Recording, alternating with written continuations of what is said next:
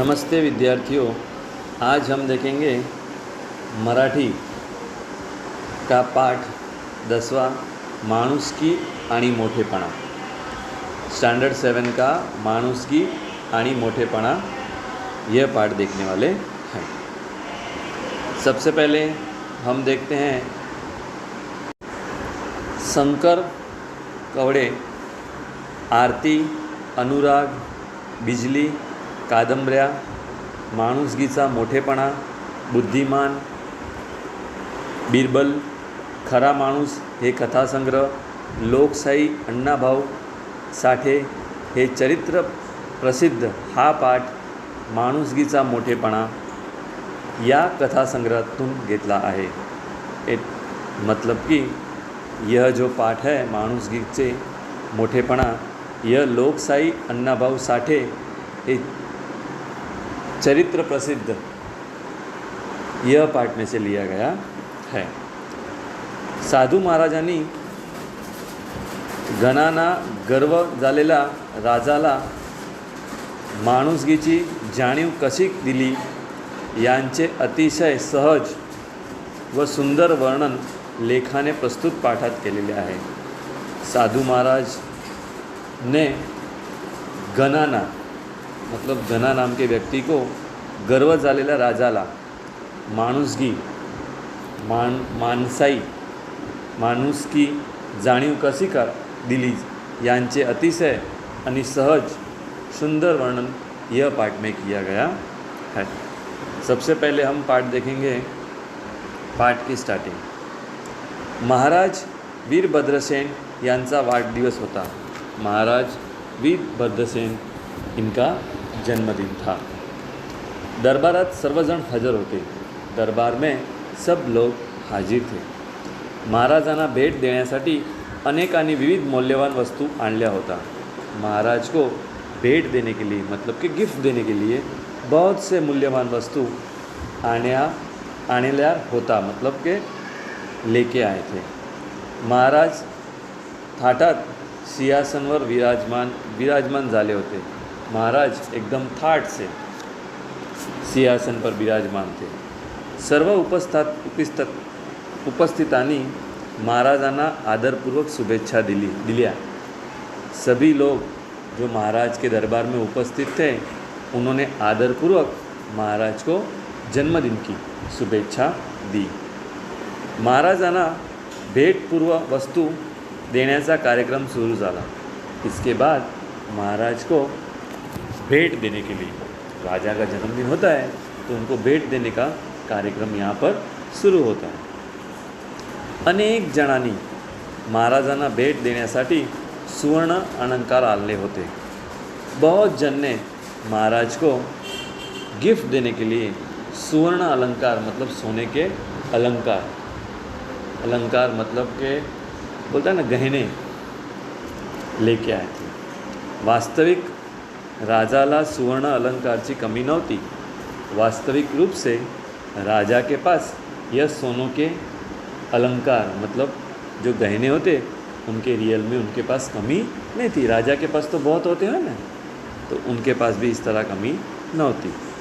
तरी किमती दागिने भेट देऊन आपल्या मोठेपणाची मिजाज वाळगणे हाच या वेळी भेटवस्तू देण्याचा मुख्य हेतू होता।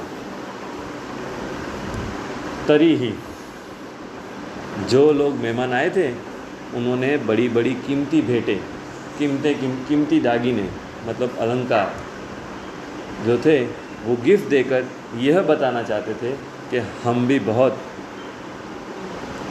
बड़े हैं, हम भी पैसे वाले हैं, तो हमने पैसे वाले को पैसे वाले जैसी गिफ्ट दी है। अनेकांनी ताठ मानेने महाराजाला सुवर्ण अलंकार भेट देऊन केले। राजा त्या अलंकारवर व ते देऊ करण्याचा प्रजा जनावरही बेहद खुश झाला। महाराज ये सभी अलंकारों से, सुवर्ण सोने के अलंकारों से बहुत खुश थे जो उनके प्रजाजनों ने उनको दिया हुआ था। यावेळी गुलाबाचे छोटे फूल घेऊन आलेल्या वामन गंभीरपणे विचारमग्न होता। इस समय गुलाब का एक छोटा सा फूल लेकर आया हुआ वामन गंभीर रूप से विचारमग्न था।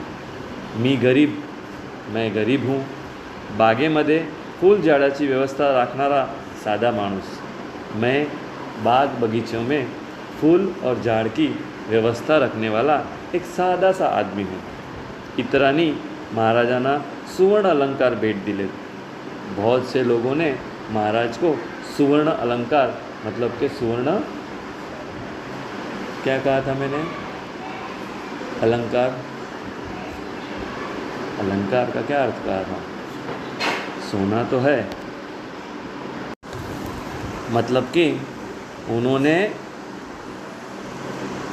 बहुत से सुवर्ण अलंकार भेट दिए थे, मतलब बहुत सुवर्ण गहने उनको भेट दिए थे।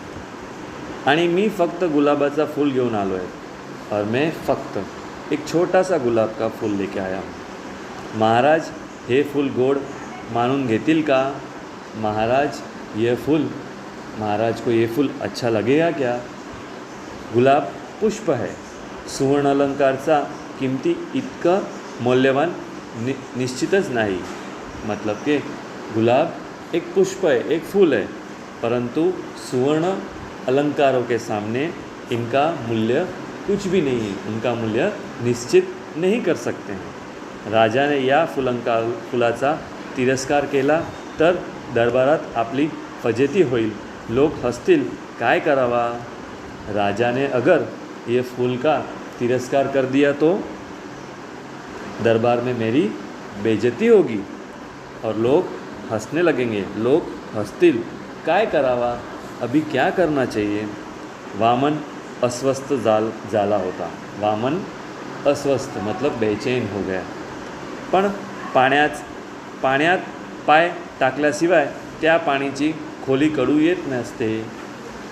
पाण्यात पाय टाकल्याशिवाय मतलब यहाँ हमारे पास एक उदाहरण के द्वारा समझाया गया है कि पानी कितना डीप है, पानी कहाँ तक गहरा है, उसको हम कैसे जान सकते हैं? जब उसमें पैर डालेंगे तो ही पता चलेगा ना कितना गहरा है। तो यहाँ हमें एक मुहावरे के द्वारा कहा गया है कि हम भी राजा को कुछ इनाम नहीं देंगे तब तक हम भी कुछ नहीं कह सकते कि राजा फूल एक्सेप्ट करेंगे या नहीं करेंगे। हम तो अनुमान नहीं लगा सकते, उसके लिए हमें तो राजा को फूल या कुछ भी गिफ्ट देना पड़ेगा, तभी अनुमान लगा सकते हैं। तो इस तरह से यार, पण पाण्यात पाय टाकल्याशिवाय त्या पाण्याची खोडी कडून येत नसते, मतलब पानी कितना गहरा है वो पता चलता नहीं है। म्हणून महाराजांना फूल द्यायचाच, मतलब इसलिए हमें महाराज को फूल देना ही पड़ेगा, ऐसा त्याने निश्चित केला। इस तरह से वामन ने निश्चित किया कि हमें अभी राजा को फूल देना ही है। तो पुढे होऊन महाराजांना नम्रपणे म्हणाला और वो आगे बढ़कर महाराज को नम्र प्रेम से बोला, महाराज माझ्यातर्फे हे गुलाबाचा फूल भेट म्हणून, महाराज मेरे तरफ से आपको ये गुलाब का फूल आपके जन्मदिन पर भेंट के रूप में मैं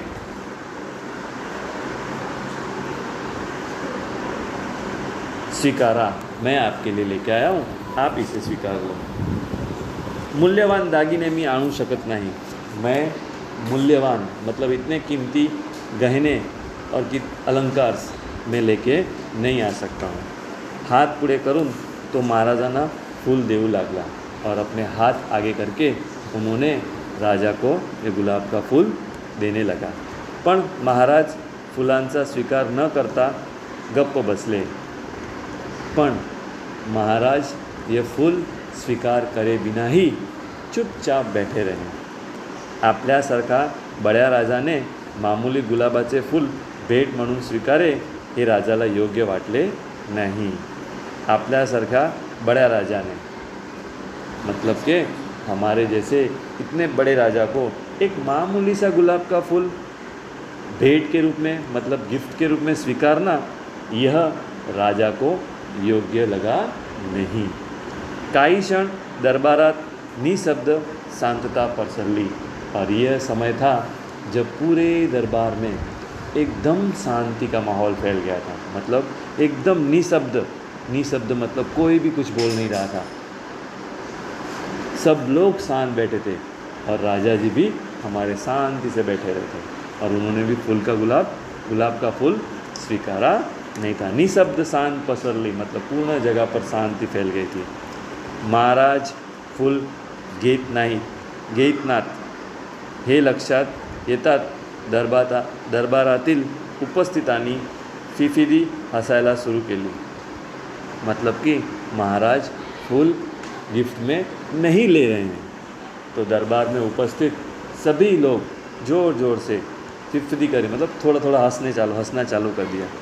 वामनाची फजीती जाली होती मतलब वामन की बेइज्जती हो गई थी।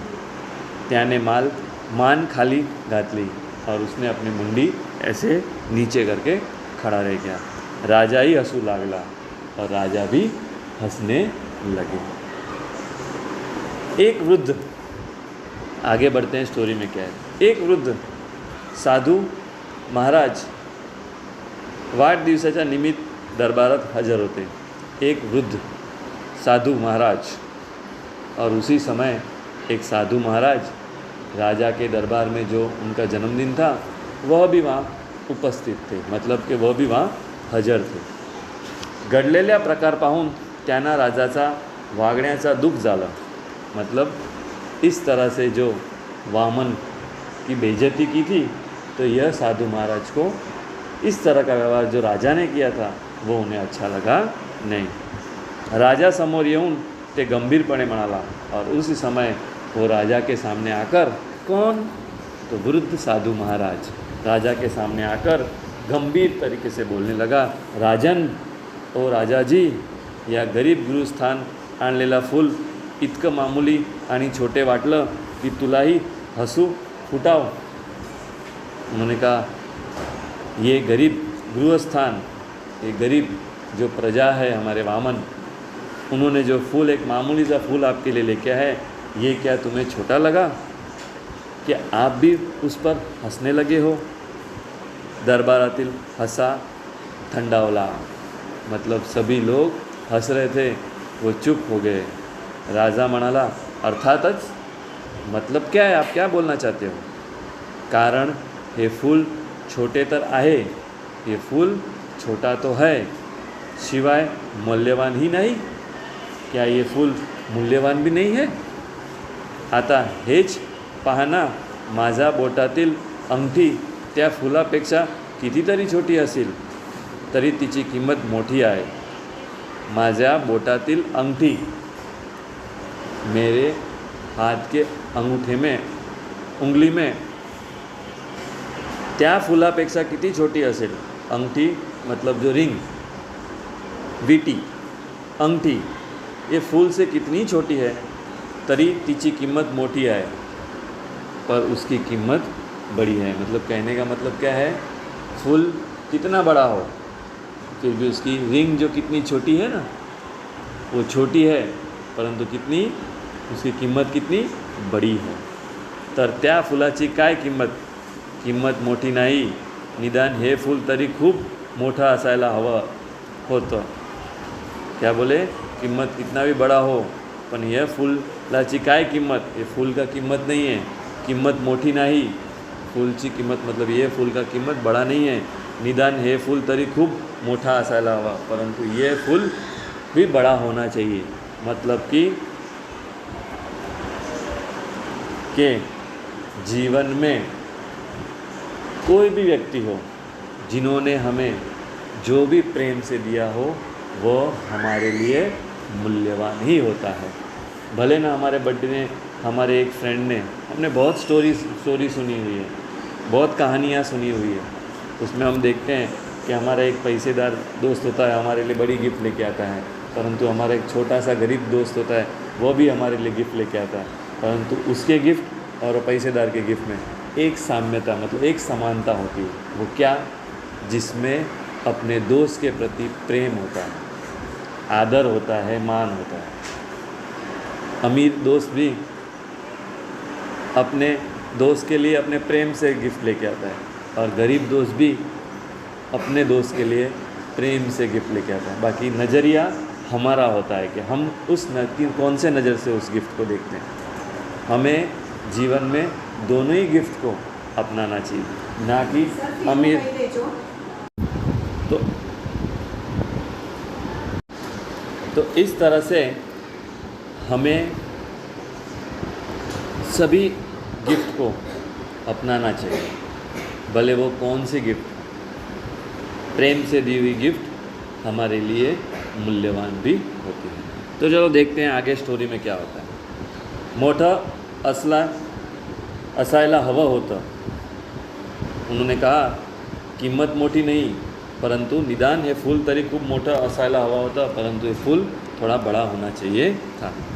साधू महाराज म्हणाले, यापेक्षा तुला किती मोठं फूल हवं राजन? ये जो फूल है छोटा, उससे कितना बड़ा तुम्हें फूल चाहिए? राजा म्हणाला, त्या फुलाचा आकार मान रथाचा चाक्या एवढं असतं तर माझ्यासारखा राजांना ते भेट म्हणून स्वीकारला शोभून दिलं असतं। राजा बोले कि यह फूल का आकार रथ के पैड़े, मतलब जो टायर होता है, व्हील, उसके जितना हो तो भी चलेगा। उतना बड़ा फूल हो तो मुझे स्वीकारना कुछ मेरे लिए शोभा ही मान लगेगा। मैं स्वीकारूं तो अच्छा लगेगा। इतना छोटा सा फूल मैं कैसे स्वीकार सकता?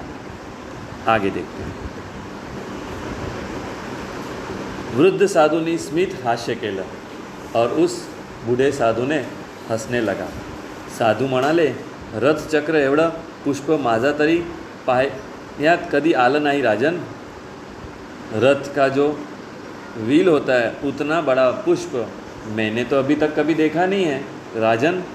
आणि ते असलं तरी तेवढं मोठं फूल खरेदी करण्याची या गरीब गृहस्थी एपज नहीं। अगर जो इतना बड़ा फूल होगा तो भी यह गरीब गृहस्थ, मतलब एक गरीब परिवार से आने वाले व्यक्ति के पास इतना पैसा नहीं होगा कि वो इतना बड़ा फूल खरीद सके। तेव्हा लक्ष देऊन ऐक,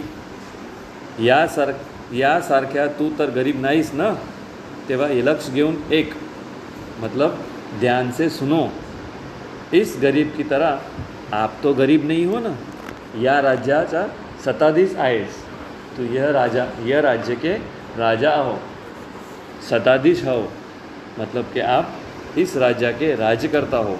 आता रथचक्र एवढंच गुलाबाचा फूल तूच आणून दाखव व भिक्षा म्हणून मला दान कर। आता साधु महाराज ने क्या कहा उनसे? रथ जितने आकार का इतना बड़ा फूल अभी आप ही लेके आओ, मैं भिक्षा म्हणून मला दान कर और भिक्षा के रूप में मुझे दान करो। एवढं करायची तुझी ऐप असेल, मतलब इतना करने की आपकी हिम्मत होगी। सर्व दरबार चुप झाला, सभी दरबार के लोग चुप हो गए। पण अभिमानी राजा डगमगला नहीं, परंतु अभिमानी राजा जरा भी डगमगा नहीं। थोड़ा विचार करून तो बोलला, थोड़ा विचार करके वो बोले, ठीक आहे स्वामी जी, ठीक है स्वामी जी, मला उद्या सकाळपर्यंत मुद्दत द्या, मतलब कल तक, शाम तक मुझे मुद्दत दो, समय दो। मी उद्या तुम्हाला रथाचा आकार एवढंच गुलाब पुष्प भिक्षादान करणारच आहे। मैं आपको रथ के आकार का ही इतना बड़ा पुष्प आपको मैं अवश्य दान करूँगा। लागलीच राजाने काय कामी एका कुशळ कारिगराची निवड केली। रथ चक्र एवढा गुलाबाचा फूल बनवणे सोपे नसेल तरी अशक्य नव्हते। कारिगर काळजीपूर्वक काम करू लागला। आपले कला कौशल्य पाणाला लावून त्याने रंगी लाल कागदापासून मोठे गुलाब पुष्प तयार केले। लागलीच राजाने या कामी एक कुशल कारीगराची निवड केली, मतलब लगेच राजा को लग गया मन में, और राजा ने तुरंत ही एक कुशल कारीगर को बुलाकर यह काम के लिए एक कुशल कारीगर को फिक्स कर दिया कि भाई अभी आपको इतना बड़ा गुलाब का फूल बनाना है। रथ चक्र एवढा गुलाबाचं फूल बनवणे सोपे नसते, तरी अशक्य पण आहे। रथ के आकार का इतना बड़ा गुलाब का फूल बनाना इजी भी नहीं, परंतु अशक्य भी नहीं। कारीगर काळजीपूर्वक काम करू लागला। कारीगर काळजीपूर्वक मतलब ध्यान से काम करने लगा। आपले कला कौशल्य पाणाला लावून त्याने रंगीन लाल कागजापासून मोटे गुलाब पुष्प तैयार करे और अपना कला कौशल, कारीगर ने अपनी कला कौशल से अपना पूरा कागज में से एक लाल रंग का गुलाब का पुष्प मतलब कि फूल तैयार कर दिया। दूसरा दिवस ही पुनः दरबार भरला। दुसरा दिन वापिस से दरबार भरा गया। सर्वाचा उपस्थितीने ते कृत्रिम गुलाब पुष्प दरबार आने गेले। सबके उपस्थिति में यह कृत्रिम मतलब हाथ से बनाया हुआ फूल दरबार में लेके आया गया। त्या कुशल कारीगराने फुलाची जणदण हुबेहू केली होती। मतलब इस कुशल कारीगर ने फूल के जो एक एक पंखड़ियाँ होती है सेम टू सेम वैसे ही बनाकर लेके आया था। रथाच्या चाका एवढे ते प्रचंड फूल पाहून उपस्थिताने त्याचा नाविन्य वाटलं होते। रथ के चाका मतलब रथ के टायर के आकार का जो इतना बड़ा फूल था वह देखकर सभी उपस्थित दरबारीजन को नवीनता लगने लगी, मतलब कुछ नयापन लगने लगा। अखरे आपण बाजी जीत ली, सभी लोग बोलने लगे देखा इस तरह राजा लगभग जीत गए। या आविर्भावात राजा म्हणाला आपण बाजी जिंकली, यह हिसाब से राजा बोलने लगे। साधू महाराज रथाच्या चाका एवढं प्रचंड गुलाब पुष्प पाहून घ्या, हे फूल मी तुम्हाला भिक्षादान केलं, त्यांना स्वीकार करा। साधू महाराज को क्या बोलते हैं, मैंने तुमको रथ के चाका मतलब टायर के आकार का इतना बड़ा फूल पुष्प देख लो, मैं आपको ये भिक्षादान करने वाला हूँ और आप इसे स्वीकार कर लेना। साधू महाराजनी फुलाचं निरीक्षण केलं आणि प्रशंसाही करू लागले। साधू महाराज ये फूल का निरीक्षण मतलब ध्यान से देखने लगे और प्रशंसा ही करने लगे। वाह वाह, उत्तम कला कौशल्य, हाँ एक नमूना है। उत्तम कला कौशल्य मतलब कारीगर ने बहुत अच्छे तरीके से ये फूल को बनाया हुआ है। धन्य तो साधु महाराज, धन्य है उस कारीगर की। और फिर बोलते हैं साधु महाराज शांत हसून नम्रपणे बोलू लगे और साधु महाराज शांत होकर नम्रता से बोलने लगे। राजन, कलाकृति उत्कृष्ट है, याद संशय नहीं। आपने जो कलाकृति से बनाया हुआ फूल, कलाकृति से बनाया हुआ फूल एकदम उत्कृष्ट अप्रशंसनीय है। या फुलाचा रंग, रूप, आकार आहे पण गंध नहीं। साधु महाराज कहते हैं ये फूल का रंग भी है, रूप भी है, पर आकार भी A to Z same to same है, पण इसमें गंध नहीं, मतलब कि ये फूल में सुगंध नहीं आ रही है। या प्रचंड फुलामुळे वाहना हा दरबार गुलाब गंधाने दरवळून जाला हवा होता। मतलब इतना बड़ा गुलाब का फूल आप लेके आए हो तो ये पूरा दरबार गुलाब की सुगंध फैल जानी चाहिए ये दरबार की हवा में। सुगंध सिवाय या प्रचंड फुलाची काय किंमत उरली। सुगंध बिना का यह इतना बड़ा फूल का क्या कीमत होगा। ये फूल मोठे असूनही खोटा आहे, ये फूल इतना बड़ा होते हुए भी खोटा आहे, मतलब काम का नहीं है। ये ध्यानात ठेव, ये ध्यान में रखो। सुगंध सिवाय फूल सोबत नहीं। फूल का विशेषता क्या होता है, फूलों की सुगंध। अगर वो फूलों में सुगंध ही नहीं तो फूल काम का होता है, नहीं होता है। तो इस तरह सुगंध सिवाय फूल सोबत नहीं, फूलों के बिना फूल सुशोभित होता नहीं। मग ते किती मोठा असो, फिर वो कितना भी बड़ा हो, माणूस किती मोठा असला, आदमी कितना भी बड़ा हो, तरी माणुसकी शिवाय त्याचा मोठेपणा किंमत नसते। परंतु उसके अंदर रही माणुसकी मतलब कि मानवता, उसके अंदर रहा मानवीयता के आधार पर ही उसके मोठेपणा मतलब उसके अच्छाइयों की कीमत होती है। बराबर, कितना भी पैसा हो, परंतु वो पैसादार आदमी अपने पैसे को सिर्फ बचा के रखता है, न यूज़ करता है, न दान करता है, न किसको मदद करता है, तो पैसे क्या काम के। उसे दान और भी करना चाहिए, बराबर ना ही गरीबों को लूटना चाहिए। तो इस तरह से मोठे म्हणजे सुगंधशिवाय फूल। काल दरबार आलेला गृहस्थी गरीब होता। कल जो दरबार में आया हुआ जो व्यक्ति था वो बहुत गरीब था, पण ज्यांच्या जवळ माणुसगी होती, परंतु उसके पास एक माणुसगी थी, एक मानवीयता था। त्या माणुसगी खातर तो गुलाबचा फूल देण्यास दरबारात आला होता, परंतु वो मान में वो दरबार में आपको एक गुलाब का फूल देने आया था। कैसे होता है कि सभी का बर्थडे हो, बड़े बड़े राजा का बर्थडे होता है तो गांव के हर एक प्रजाओं को ऐसा इच्छा होती है कि हम भी हमारे राजा को हमारे पास जो भी कुछ है उसे हम गिफ्ट में दें। तो वही मानवीयता, वही प्रेम को लेकर वो गरीब गृहस्थ भी राजा के दरबार में आया हुआ था। तुमचा जवळ माणुसकी नसल्यामुळे त्याच्यातली माणुसकी तुला दिसली नहीं।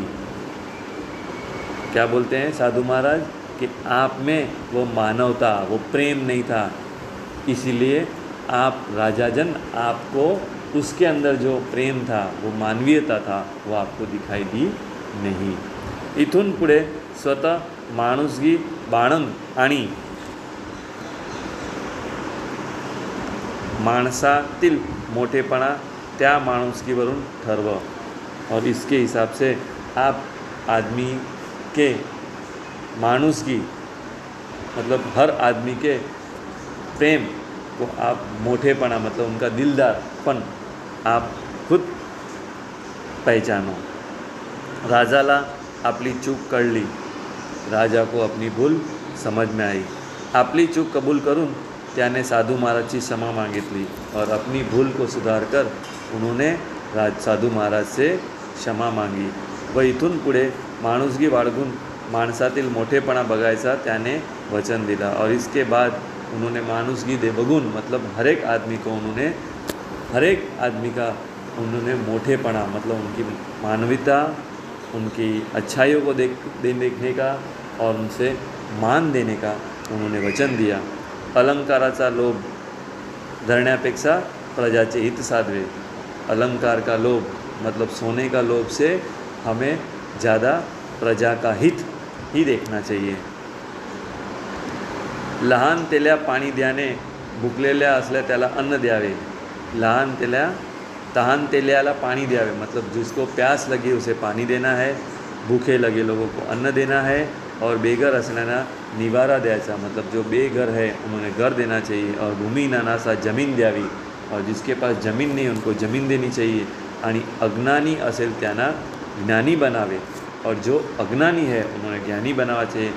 याच खरी माणुसगी, और इसमें ही हमारी माणुसगी मतलब हमारे मानसाई है, हमारे में मानवता है। हे राजाला कडून चुकले होते, और इस तरह से राजा को इस तरह की बातें साधु महाराज के द्वारा पता चली थी। और इस तरह से हमारा ये पाठ यहाँ समाप्त होता है। यहाँ कुछ शब्दार्थ भी दिए गए। बेहद मतलब खूब, बाजी मतलब दाव, चंपाणे मतलब दाबरणे, लोभ मतलब हाव। इस तरह से हमारा ये जो पाठ माणुसगी आणि मोठेपणा यह यहाँ समाप्त हुआ। तो इस तरह सभी विद्यार्थियों को फिर से एक बार मैं कहता हूँ कि इसी तरह मेरी चैनल को सब्सक्राइब करो और इन्जॉय करो सभी वीडियो को। Thank you.